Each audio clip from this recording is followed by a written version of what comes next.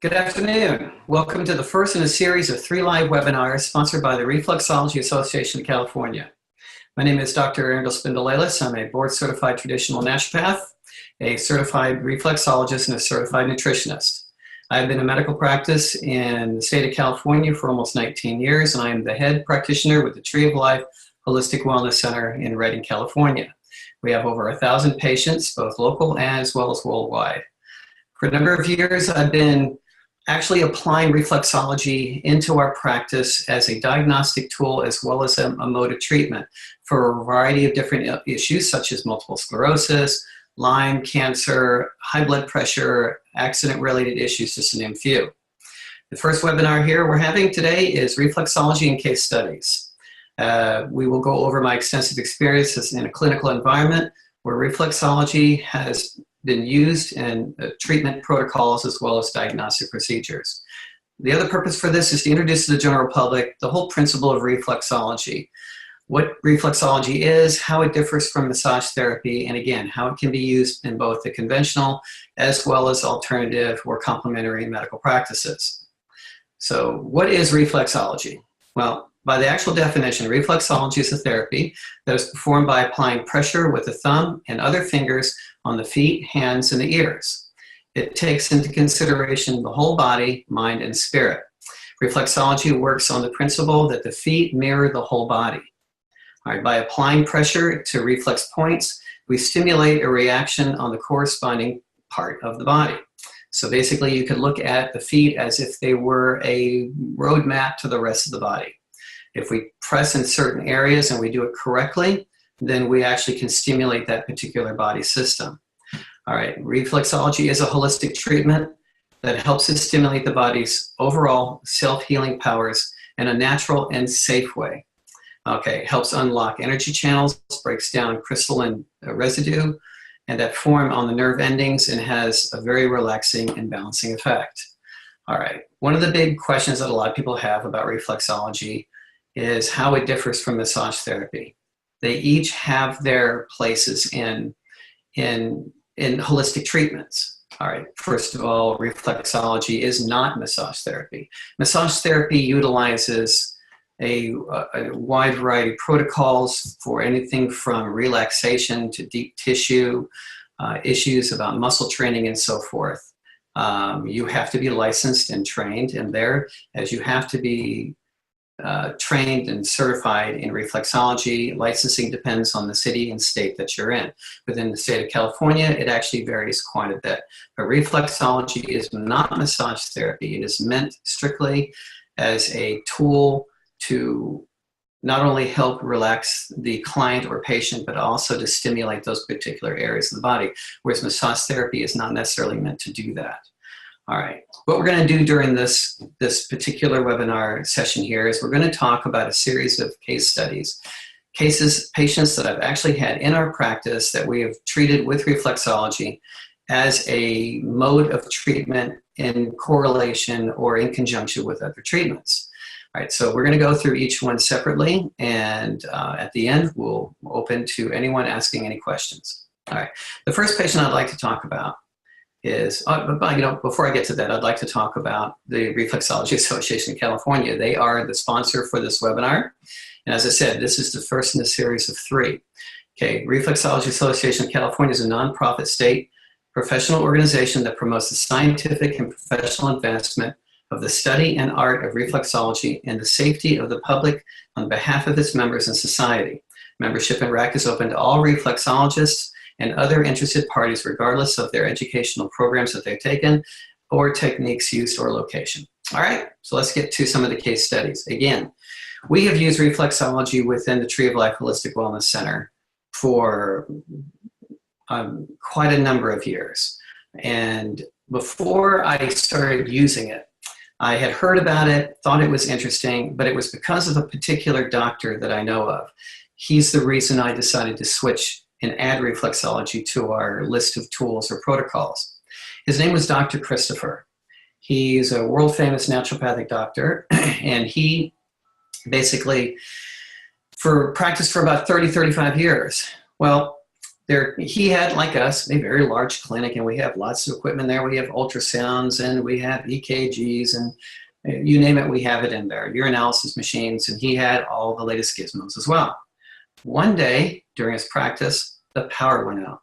All the electricity went out, and all of a sudden he was in his clinic with patients and with no diagnostic tools. He was not able to dig down and find out what was going on with his patients. He swore that would never happen again. So being a very open-minded and educated doctor, he decided to look into reflexology. And for probably the next 20 years after that, he continued to do reflexology because, as I have found in my practice, not only is it a great mode for treatment, it works wonderful, but it is also absolutely fantastic for diagnostics. Now, again, to make sure that you understand, diagnostics tools are only for doctors. Reflexologists cannot diagnose, and it is not a substitute for medical treatment. But in cases like mine, it ended up being a wonderful tool. I'm going to actually talk about one of my favorite cases because it's my wife. My wife is my naturopathic poster child. She's given me more practice than probably anybody else ever has. All right, one day she came to me, and she'd actually been complaining about this for quite some time. She had an issue, she said, with her hips. Her hips were bothering her. There was a lot of pain. I checked into her. I couldn't find anything that was necessarily wrong other than probably misalignment or abuse, as far as, because we live out here in the country and she does quite a bit of work outside. So at our clinic, we used to have a massage therapist that was actually on our staff. And so she hates asking me for help because she knows that we have so many patients and she doesn't want me to continue doctoring at home. Well, I said, fine, then go to this massage therapist, let her know what your problem is, and let's see where we can go. All right, so she went to the massage therapist, and she went to her for about 3 months. And she got some relief, but it never completely went away. And don't get me wrong, I am not against massage therapists or chiropractors. We all have our place. It just depends on what you're looking for. She went, and things got better, but it didn't completely go away. And we got concerned after about 3 months she was not completely healed. All right, because we have a very strong belief that the skeletal system, the only way it truly stays in alignment if the overall musculature is also in alignment and keeps everything correct. All right, so I said, look, it was one weekend, and I said, will you please let me go ahead and do a little bit of reflexology on you just so we can figure out what might be wrong. And so she agreed. So she laid down on the bed. I got at her feet, and I worked on her feet. My general rule of thumb is that whenever I'm working on a patient's feet, I don't tell them what body system I'm at. I go, please let me know if you have any particular unusual sensations, pain, numbness, anything out of the norm other than just simple pressure. All right, so I said, if you get that, let me know. When the patient tells me that, that's the time I go ahead and say, all right, I'm at so-and-so body system. This is your ear. This is your heart. And almost invariably, because we're not leading each other on, when they report that and then I tell them what their problem is, almost without failure, they'll go up, there is something wrong with so-and-so. There is an issue with that area. All right, so I was working on her feet, and I got to the area on the ankles, which is right, both the inner and outer hip bones, the reflex points for that. And she didn't react because we've been told, her massage therapist said, it was all in her hips. So, and I hit those points without telling her what I was doing, and I actually bore down pretty good, making sure I wasn't missing anything. She didn't respond at all, not one little bit. So I started getting really suspicious. So I continued with the different body systems, and then I got to her spine, and I got to her upper back muscles, and she almost literally came up off the bed and said, what is that? What did you hit? And I said, that was not your hips. I said, that was about the center of your back. Back muscle is right about in the middle of your back. And she said, oh, I have no idea why that's bothering me. I said, let's go. So got off the bed, put her on the floor of the living room. She got on her stomach.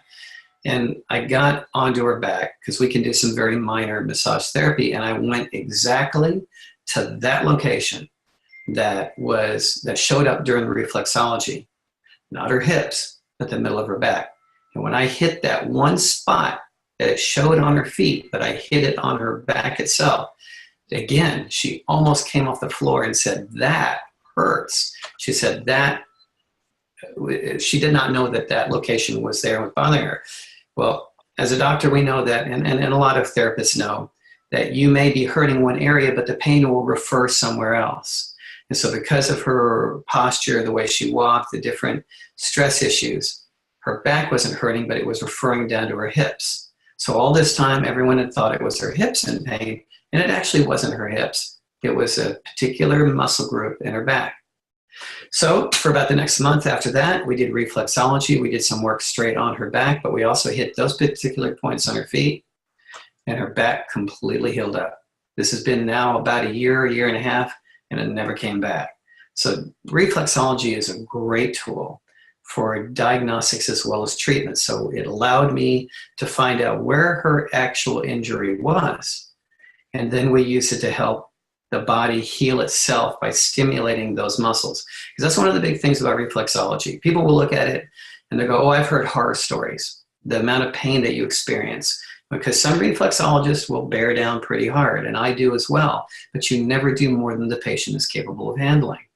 So we went in. So when you do reflexology on a patient, it's kind of like using your thumb to push into a thumbtack. The nerve you're looking for is actually buried deep in the muscle or under the muscle, so you have to actually push pretty hard. And so it's one thing for a patient to feel, "I feel some pressure there." It's another for them to get a very significant pain in that location. So that is usually an indicator that there's something going on in that particular body system mapped through the feet. It was really interesting one time. My wife actually showed this to me. I don't know how they did it, but they did it somewhere here in Berkeley or somewhere in California, where they actually stripped all of the nerve endings. I don't know how they did it, but they stripped all the nerve endings out of the human body and laid it on a white background. And when you looked at it, it was, of course, the perfect shape of a human body. But what's most fascinating to see is all the nerve endings, all the body systems actually ended in the feet and the hands. So you could see that if I push this nerve, you could literally follow it up from the feet and it would go to a particular location. So there is now more and more scientific validation behind reflexology. More and more insurance companies are beginning to pay for reflexology treatments, just like they do for massage therapy, as well as chiropractic. So it's exciting to see the changes that are going on. And California is doing a good job at leading the cause for that. All right, so that was my wife. Let's go to another patient. This is an elderly woman with diminished cognitive ability, and she also had a very significant case of hypothyroidism. Hypothyroidism is probably one of the most diagnosed disorders in the United States. I would also be happy to say that it's probably one of the most overdiagnosed disorders in the United States. Very often we have patients coming to the clinic, and usually it's women, because those are the ones that usually get diagnosed. It's kind of rare to see a man be diagnosed with hypothyroidism. They'll come into the clinic, and they'll say, "Oh, my other doctor diagnosed me with hypothyroidism and I'm on levothyroxine or Synthroid or some other drug," which again is just a Band-Aid, it's just a mask. We prefer to help the body heal itself, and that's a wonderful tool for that is, of course, reflexology. One of the most misdiagnoses for this. Hear me? Yes. Do you have the chat window open so we can field some questions while you are talking? Okay. I'm not sure how to open chat in share mode because it's not here. I don't even have access. Share mode. It's okay to get out of share mode. Okay. All right. There we go. Now. Okay. There we go. Okay. So I'll tell you what, I will unmute all so that anybody can talk if they want to. Thank you. Okay. Okay. Now, do you want me back in share or do you want to? This is perfect. And then we, we can check the share for any questions afterwards. That'll work. Okay. All right. So again, reflexology, this with hypothyroidism, what I am finding more and more in the clinic is that it's actually not a thyroid problem. It's an adrenal problem. All right. And this is where reflexology really came in wonderfully handy. Patients go, "Well, my thyroid is bad." And I'll go, "I would probably bet you money it is not your thyroid." And sure enough, I'll order some blood work and their thyroid's fine. It has not a problem at all. What most people don't know is your adrenals, which are like two little hats that sit on your kidneys. They are responsible for a wide variety of hormones. One of the most important here is that the thyroid function requires healthy adrenals. And one of the most common disorders in the United States is not hypothyroidism, it's hypoadrenia. And most people know that term as adrenal fatigue. This is one of the most stressed out nations on earth. And so most Americans actually have adrenal fatigue because of the constant stress that they're under. Our adrenals are responsible for fight or flight, all right? But fight or flight was meant for saber-tooth tigers, woolly mammoths, and warring tribes. Your body physiologically does not know the difference between a saber-tooth tiger and someone ticking you off. It doesn't know the difference. All your body knows is, hey, the cave you're living in is surrounded by saber-tooth tigers, you need to move. Well, the problem is that after a while, if the adrenals do not get addressed, you do not find ways of coping, and reflexology helps with that as well, then eventually your adrenals become exhausted and they become, and then along with that goes the thyroid. So what appears to be a thyroid problem is very often, in fact, I would say usually, is an adrenal problem. All right, so you put a person on thyroid drugs and they're on it for the rest of their life because you've never addressed the root cause. And that's what holistic medicine is really all about, is getting to the root cause. All right, so I did the reflexology on this elderly woman. She was actually 90 years old, all right? So it doesn't matter what age you are, the body has this wonderful blueprint in you for healing, that it will get better given the opportunity, given the tools and the nutrients and stuff such required. So I worked on her feet, and some of the key points that showed up were her brain functions. They were so painful for her when I was doing the testing on her for the original diagnostics. Because what happens when a patient comes in and they want reflexology, and it's a first-time patient for reflexology with me, we actually call it a diagnostic session. It's let's just see what hurts. Let's just map and see where your issues are.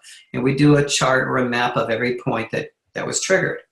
At that point, then I sit down with the patients. I go, these are the issues that showed up.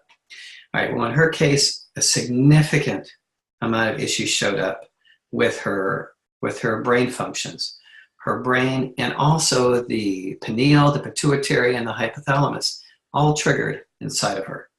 She also had a lot of other issues that showed up.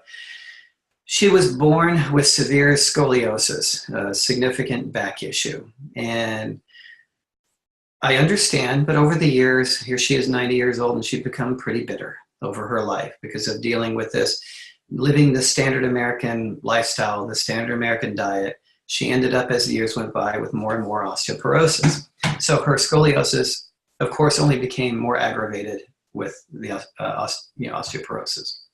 All right, so what did this lead to? Not only did I find that there were a lot of mental issues, brain issues, and so forth, and actually some glandular issues, her thyroid didn't show up at all during the reflexology.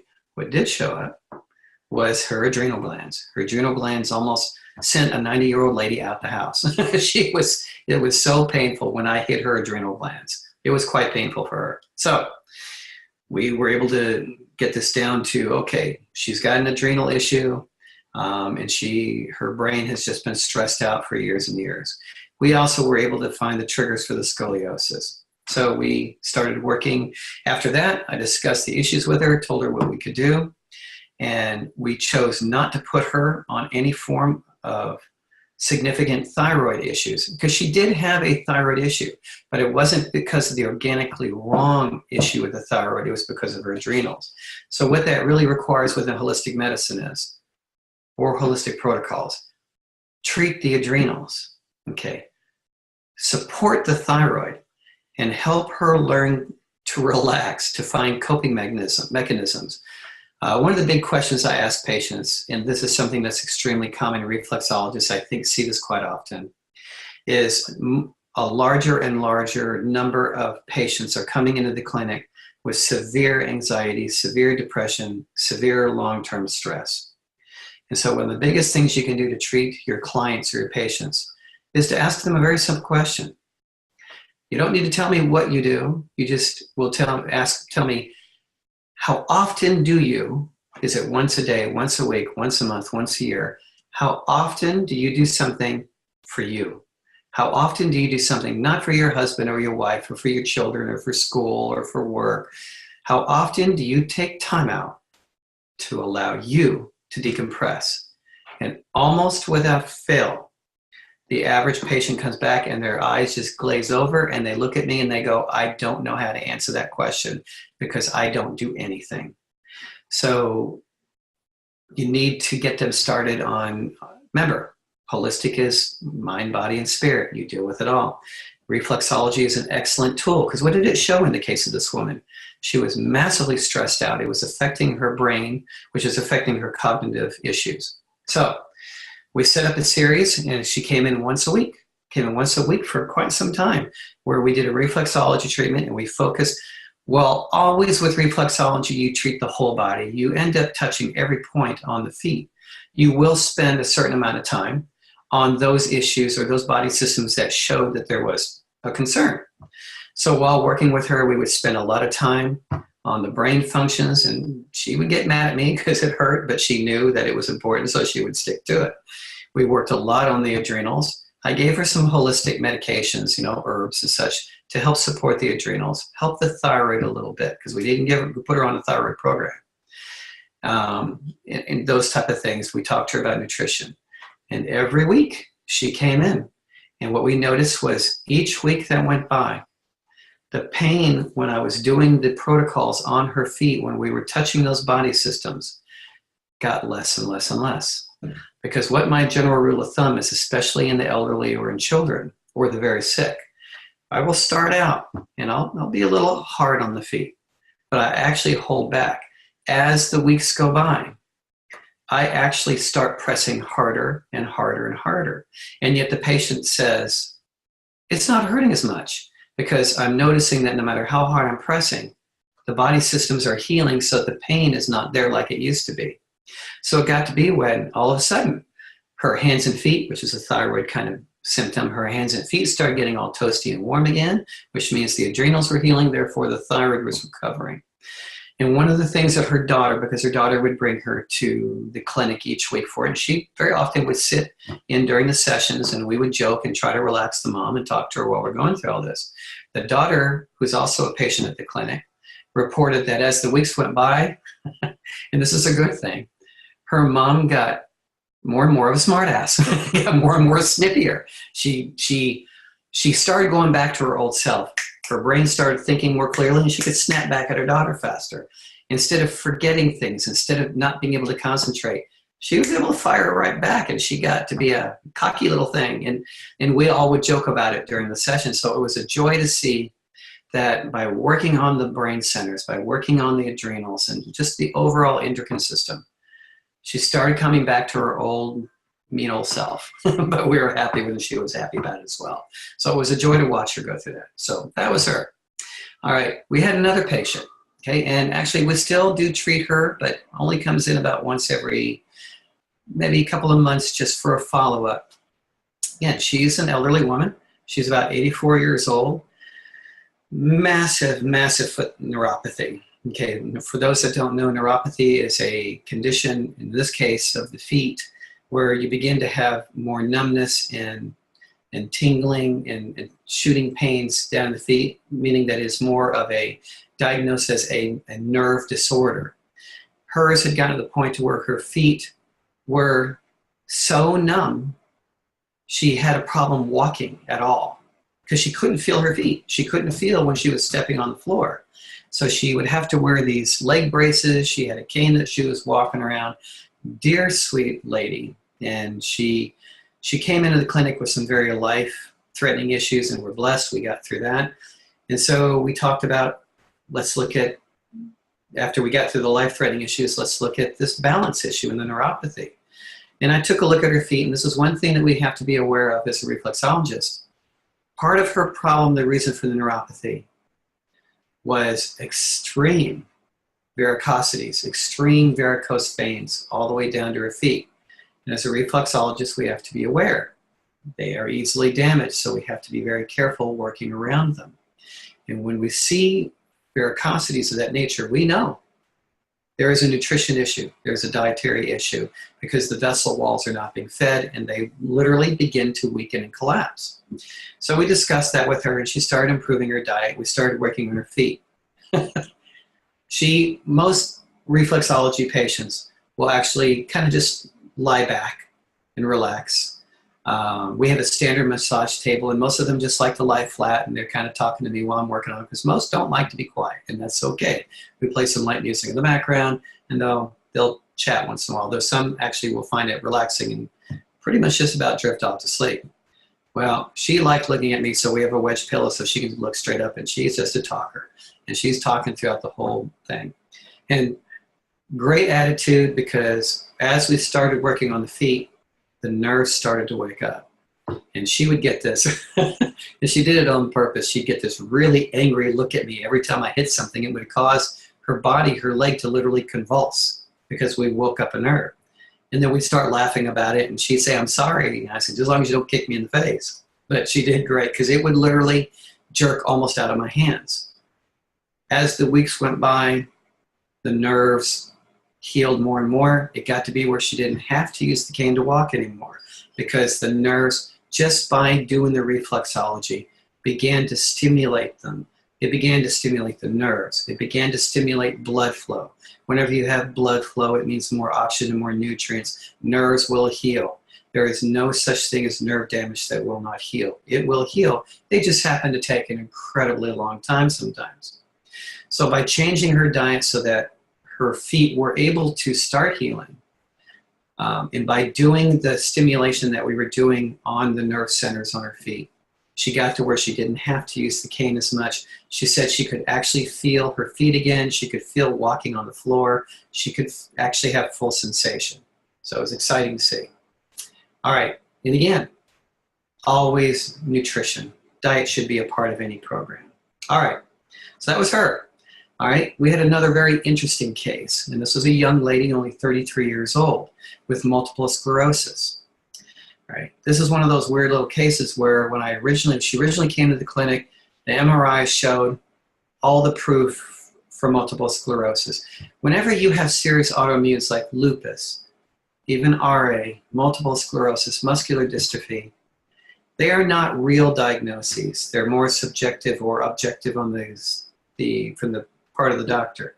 There are no true tests. There are no true labs for those. All we do is we run through everything until we run out of everything. We say, well, it must be this. And one of the prime indicators in MS is lesions in the brain. And sure enough, she had them. So she came into the clinic, and I accepted the previous diagnosis and worked on her, and she started doing better. And I offered reflexology.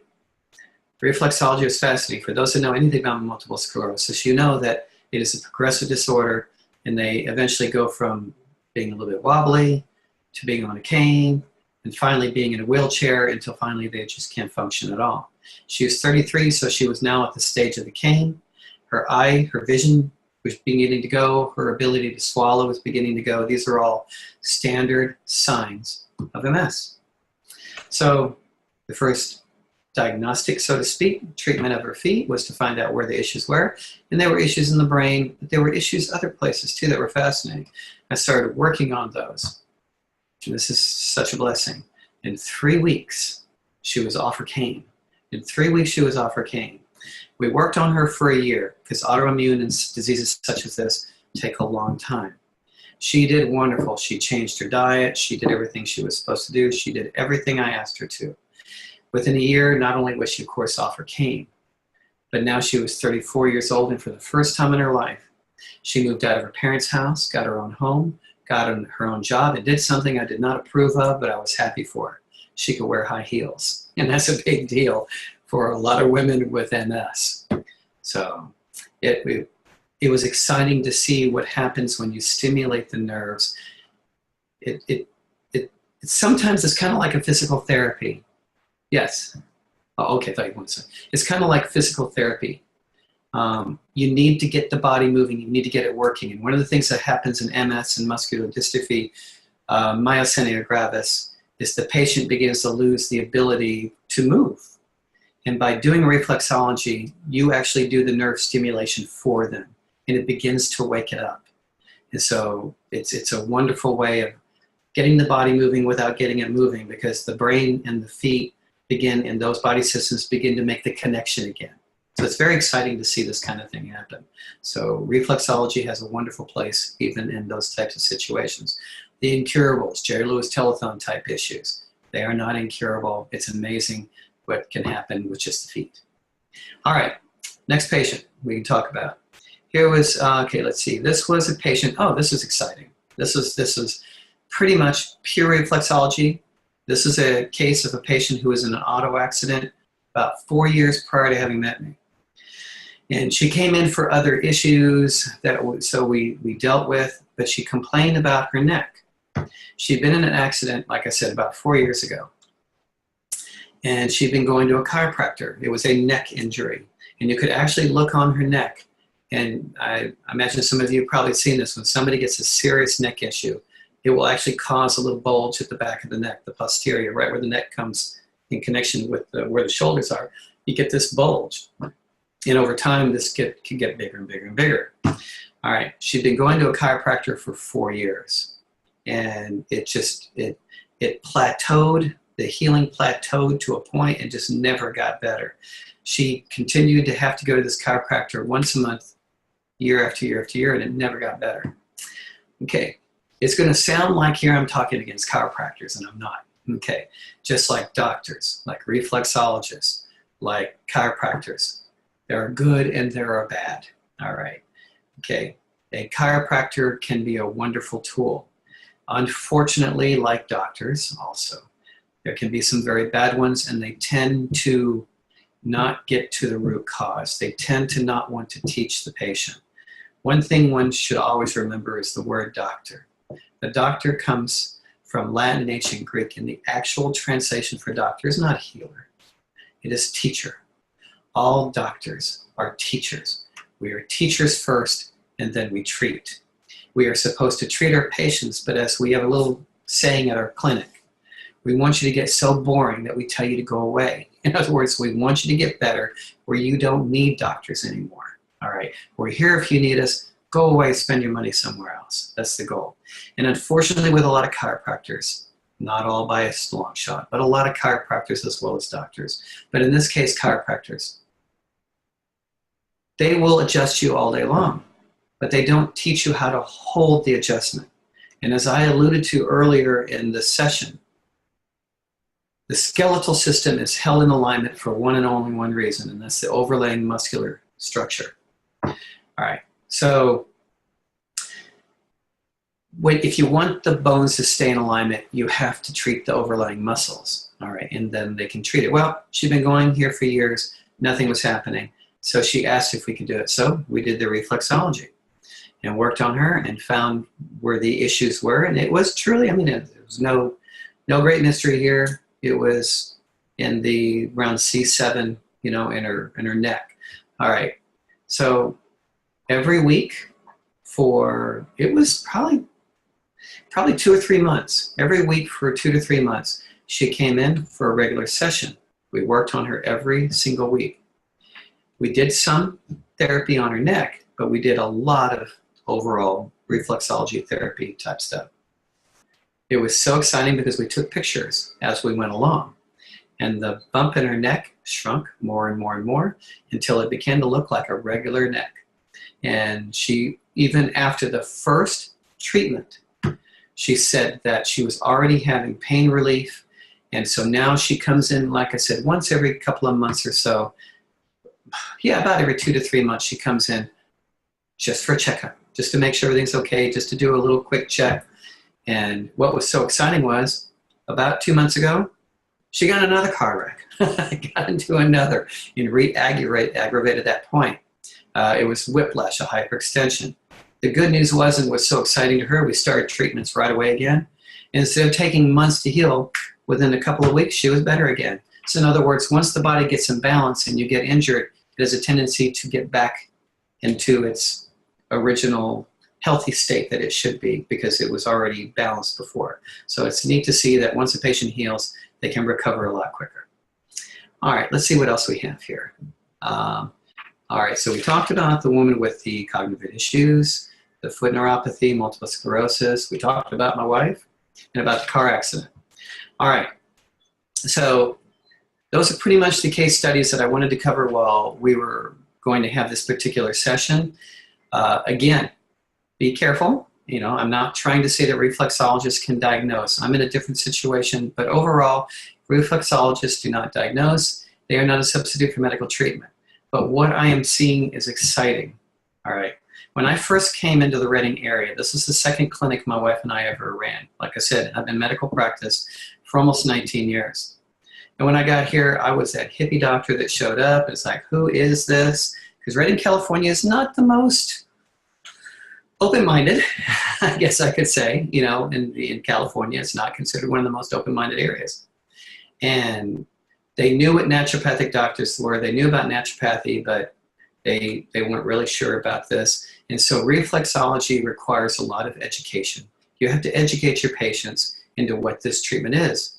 What is exciting to see is I'm getting a lot of MDs, not just NDs, but a lot of MDs and PAs and chiropractors referring their patients to our clinic because we've developed a reputation in the Shasta County, Northern California area that, well, natural protocols do work.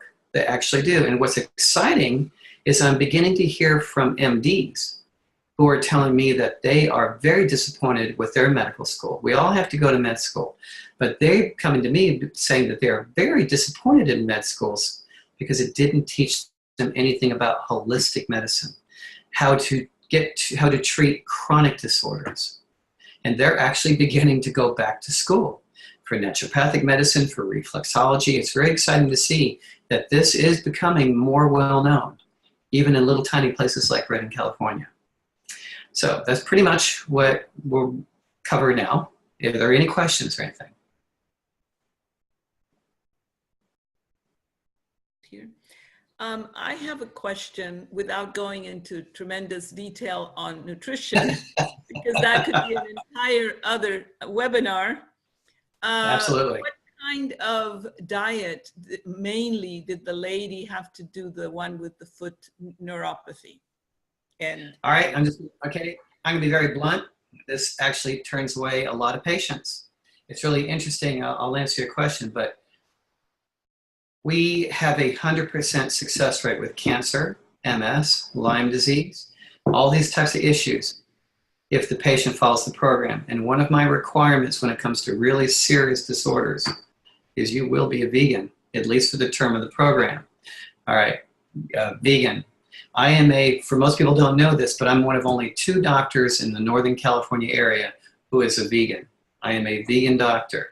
For those that don't know what veganism is, it means we don't eat it if it comes from an animal. The best definition I've ever heard of veganism was from Mary Tyler Moore.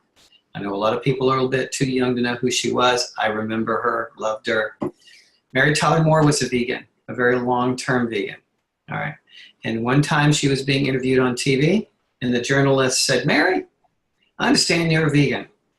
And Mary she smiled, and she said, "Yes, I am." And the journalist said, "What's a vegan?"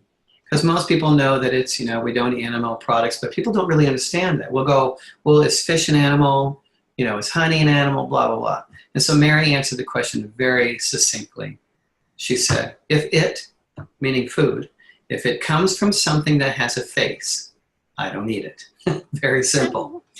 So I'm not just a vegan doctor. I'm actually a raw vegan doctor. I've been raw vegan for years. That's all I eat. I don't go for cooked food, nothing like that. All right. I don't ask all my patients. My cancer patients need to go significantly raw because when we do, in conjunction with the medications we use, we see cancer cured every single time. So in the case of the patient, you were asking about the MS, I think you were? Was it the MS? I was asking about the neuropathy. Oh, okay. She did. It was, you're right. You're right. The foot neuropathy. Because she was about 84 years old, and the amount of varicosities, the varicose veins on her feet were horrendous. They were absolutely painful to even look at. And again, as a reflexologist, you have to be very gentle when you're working in those areas, which we're very blessed and everything was fine.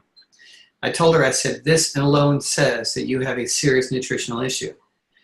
Both her and her daughter agreed, because I said the highest level of nutrition that you will ever get is going to be under a vegan diet.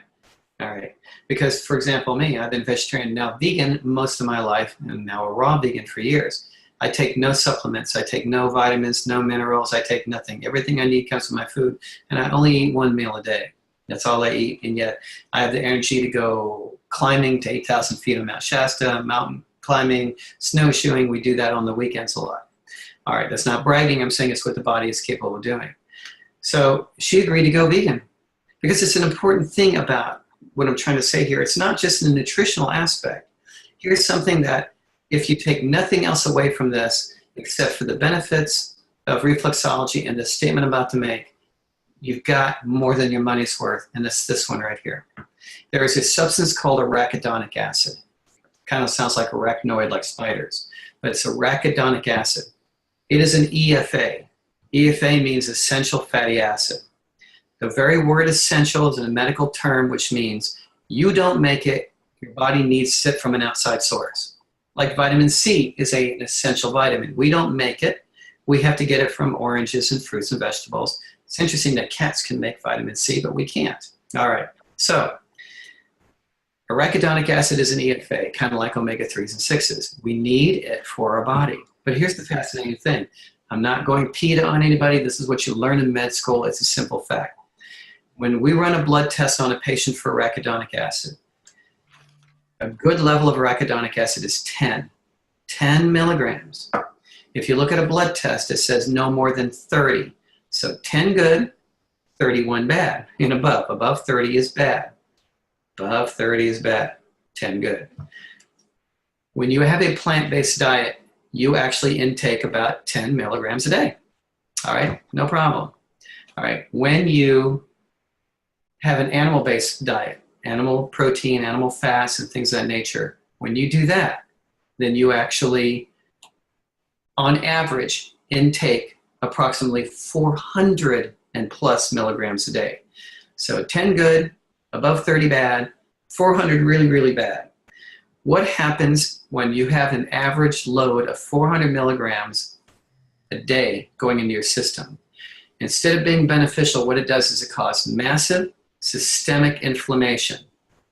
All right, which vasculitis, inflammation of the vessel wall, something that you get very common with varicosities, all these other issues. Inflammation is one of the leading symptoms and contributing factors to most disorders in the United States in one form or another. Hence the reason prednisone and steroids and corticosteroids are one of the most commonly prescribed medications out there. Deal with the inflammation. Whereas if you'd stop the inflammatory diet, it goes away. I had a patient not too long ago, serious Lyme disease, very serious. We're the only Lyme literate clinic in Northern California. She refused to go vegan. She kept saying, "You're the only vegan Lyme doctor in the world." And I said, "Well, actually, I'm not. There's many, more and more doctors are going, the World Health Organization, the American Cancer Society, they're all saying that that is a healthier diet." She insisted paleo, must go paleo. Paleo is the way to go. And I said, paleo is a myth. It is better than the standard American diet, but it is still a bad diet. And I said, okay, fine. Let's go ahead and run a standard test we do, which is called a CD57. Let's run this test and see how you're doing. Because it's a standard test for Lyme. Low numbers bad, high numbers good. And what you're supposed to see during a program is the number supposed to climb. I told her, I said, if you don't stop this, if you don't improve your diet and go more vegan, you're going to have, this is going to be a long road. Because part of Lyme is a lot of pain, a lot of joint and muscle pain. So we ran the test for CD57 and months hadn't changed one single digit. I said, well, I tried to do it in a very nice doctory way. I told you so. All right. But she left the appointment after that. And she emailed me about a week later. And she said, okay, I don't want to be one of those patients that only half does your program. So about 4 days ago, I switched to a vegan diet. And I have to admit, my pain is going away just by getting rid of the inflammatory responses that you get. So that's a very long-winded answer to a very simple question. But the vegan diet, the more natural you are, fruits and vegetables, things of that nature, the more you get away from the animal products, the more your body's able to heal from inflammation, the more nutritional load you give it, which means that the reflexology is going to have a whole lot better success. Because look, if I'm sitting here and I'm stimulating your adrenal glands, but you don't feed your adrenal glands, then you're going to get better for a few days, but it eventually can come back. And our goal is not to be your reflexologist, not to be your doctor forever. We want you to get better. And one of the beauties of most reflexologists is their very nature is most of them believe in holistic care. Body, mind, and spirit, treat it all, which is nutrition, reflexology, on and on. I hope that helps. Thank you very much. That was excellent. Yes, thank you. All right, any other questions? Okay, then what we'll do is we'll go ahead and tie this up for today. We will be meeting again in another week for our next, for our second episode of the webinar. And I look forward to seeing you all then. You guys have a great rest of the day. Thank you. Can you tell us just in a snapshot what the next one will be about? Okay, being next, I can do that. All right. All right. Today, obviously, was Reflexology and Case Studies. May 25th, we're going to be doing an episode on reflexology healing techniques. The general public, obviously, is welcome to any of the webinar series. That particular webinar is going to be more of a virtual hands-on. We're going to talk about techniques, things that, for example, while I talked about the different case studies today, I'll actually be discussing some of the protocols, some of the techniques we used for reflexologists so that hopefully they can duplicate those same techniques in their own practice with their own clients. So we'll be getting much more into the hands-on nitty-gritty. This is actually what we did for those clients and patients. And on June 1st, we're going to be going over reflexology in cancer patients. Again, I always have to make sure that I let you know reflexology is not meant to be a substitute for medical treatment, nor can reflexologists diagnose, but it is, and I have found from my practice, an outstanding complementary protocol and modality for supporting cancer patients. And we'll be discussing that in length on our third episode. But next week, we'll be actually getting down to techniques and what we can do and what you can do during your own practice. All right? Thank you. Thank you very much. As always, good question. All right. Everybody have a great rest of the day. Bye. You too. Thank you.